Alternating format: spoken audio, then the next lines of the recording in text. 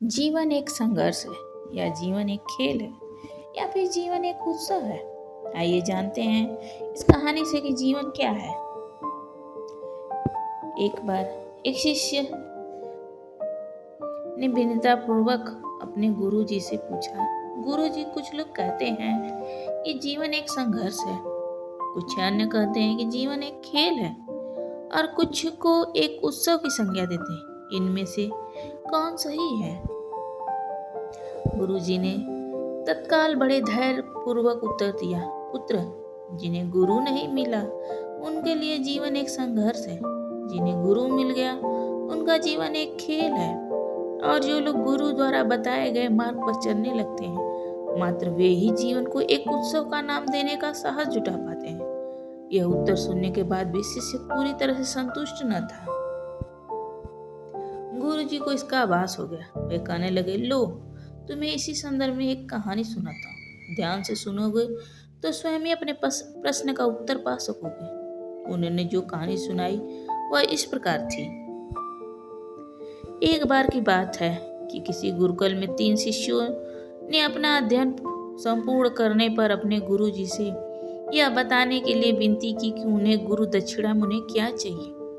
गुरुजी ने तो पहले मंद मंद मुस्कुराते हुए फिर बड़े स्नेह पूर्वक कहने लगे,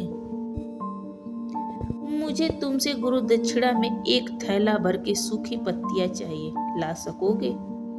वे तीनों मन ही मन बहुत प्रसन्न हुए, क्योंकि उन्हें लगा कि वे बड़ी आसानी से अपने गुरु जी की इच्छा पूरी कर सकेंगे। सूखी पत्तियां तो जंगल में सर्वत्र बिखरी ही रहती हैं। वे उत्साहपूर्वक एक ही स्वर में बोले, जी गुरु जी, जैसी आपकी आज्ञा। अब तीनों शिष्य चलते चलते एक नजदीक के जंगल में पहुंच चुके थे, लेकिन यह देखकर कि वहां पर तो सूखी पत्तियां केवल एक मुट्ठी भर ही थी, उनके आश्चर्य का ठिकाना न रहा। वे सोच में पड़ गए कि आखिर जंगल में कौन सूखी पत्तियां उठाकर ले गया होगा। इतने में उन्हें दूर से आता हुआ कोई किसान दिखाई दिया। वे उसके पास पहुंचकर उससे विनम्रता पूर्वक याचना करने लगे कि वह उन्हें केवल एक थैला भर सूखी पत्तियां दे दे। अब वो इस किसान ने उन्हें क्षमा याचना करते हुए उन्हें बताया कि उनकी मदद नहीं कर सकता, क्योंकि उसने सूखी पत्तियों का ईंधन के रूप में पहले उपयोग कर लिया था।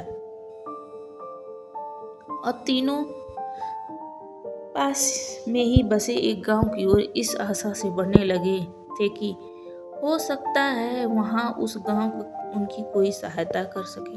वहां पहुंचकर उन्होंने जब एक व्यापारी को देखा तो बड़ी उम्मीद से उससे एक थैला भर सूखी पत्तियां देने के लिए प्रार्थना करने लगे। उन्होंने फिर एक बार निराशा ही हाथ आई, क्योंकि उस व्यापारी ने तो पहले ही कुछ पैसे कमाने के लिए सूखी पत्तियों के दोने बनाकर बेच दिए थे। लेकिन उस व्यापारी ने उदारता दिखाते हुए उन्हें एक बूढ़ी माता का पता बताया जो सूखी पत्तियां एकत्रित किया करती थी। पर भाग्य ने यहाँ पर भी उनका साथ नहीं दिया, क्योंकि वह बूढ़ी माँ तो उन पत्तियों को अलग अलग करके कई प्रकार की औषधियां बनाया करती थी। अब निराश होकर तीनों खाली हाथ एक गुरुकुल लौट गए। गुरुजी ने उन्हें देखते स्नेह पूर्वक पूछा, पुत्रो, ले आए गुरु दक्षिणा? तीनों ने सिर झुका लिया। गुरुजी द्वारा दोबारा पूछे जाने पर उनमें से एक शिष्य कहने लगा, गुरुदेव, हम आपकी इच्छा पूरी न कर सके। हमने सोचा था कि सूखी पत्तियां तो जंगल में सर्वत्र बिखरी ही होंगी, लेकिन बड़े आश्चर्य की बात है कि लोग उनका भी कितनी तरह से उपयोग करते हैं। गुरुजी फिर पहले ही तरह मुस्कुराते हुए प्रेम पूर्वक बोले, निराश क्यों होते हो, प्रसन्न हो जाओ।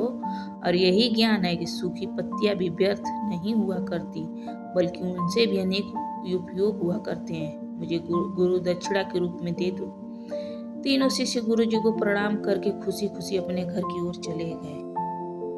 वह शिष्य जो गुरुजी की कहानी एकाग्रचित होकर सुन रहा था, अचानक बड़े उत्साह से बोला, गुरुजी, मुझे अच्छी तरह से ज्ञात हो गया है कि आप क्या कहना चाहते हैं। आपका संकेत वस्तुतः इसी ओर है न कि सर्वस्त्र सुलभ सूखी पत्तियां भी निरर्थक या बेकार नहीं होती, तो फिर हम कैसे किसी भी वस्तु या व्यक्ति को छोटा महत्वहीन मानकर उसका तिरस्कार कर सकते हैं। चींटी से लेकर हाथी तक और सुई से लेकर तलवार तक सभी का अपना अपना महत्व होता है।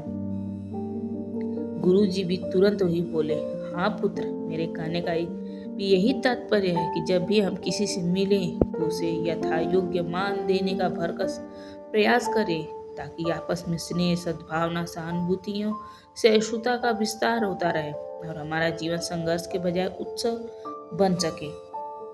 दूसरे, यदि जीवन को एक खेल ही माना जाए तो बेहतर यही होगा कि हम निरपेक्ष, स्वस्थ एवं शांत प्रतियोगिता में ही भाग लें और अपने निष्पादन तथा निर्माण को ऊंचाई के शिखर पर ले जाने का अथक प्रयास करें।